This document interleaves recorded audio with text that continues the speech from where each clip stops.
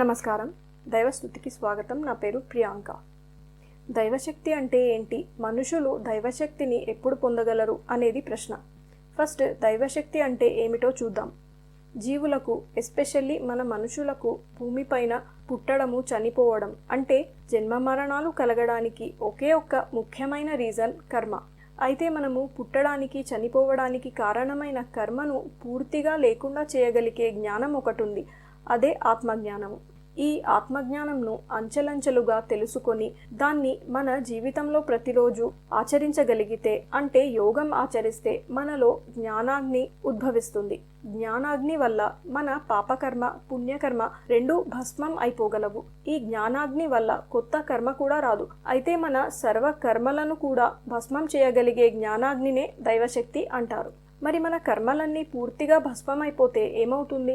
కర్మంతా లేకుండా పోతే మనం దేవునిలోకి, అంటే పరమాత్మలోకి ఐక్యం అయిపోతాము. అప్పుడు మనకు లక్షల కోట్ల జన్మలు మరియు రకరకాల జీవరాశులలాగా చెట్లు, జంతువులు, పక్షులు, క్రిమి కీటకములు, మనుషులలాగా పుట్టి కష్ట సుఖాలను అనుభవించే అవసరము, పరిస్థితి ఉండకుండా పోతుంది.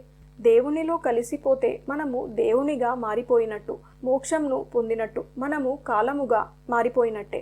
జీవాత్మకు, అంటే మన మనుషులకు భూమిపైన ఉన్న అన్ని సంతోషాలను, అన్ని సుఖాలను ఇచ్చినా కూడా తృప్తి అనేది మాత్రం ఉండదు. ఇంకా ఏదో కావాలి అనే పరిస్థితి ప్రతి ఒక్కరిలో మిగిలి ఉంటూనే ఉంటుంది.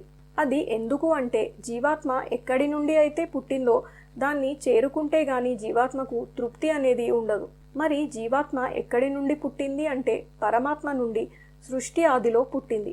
అయితే జీవాత్మగా ఉండకుండా పరమాత్మగా మారిపోయినప్పుడే ముక్తి లభిస్తుంది. ఈ స్థితిని మనము ఎవరము ఎప్పుడూ అనుభవించలేదు కాబట్టి అది మనకు ఎలా ఉంటుందో తెలియదు.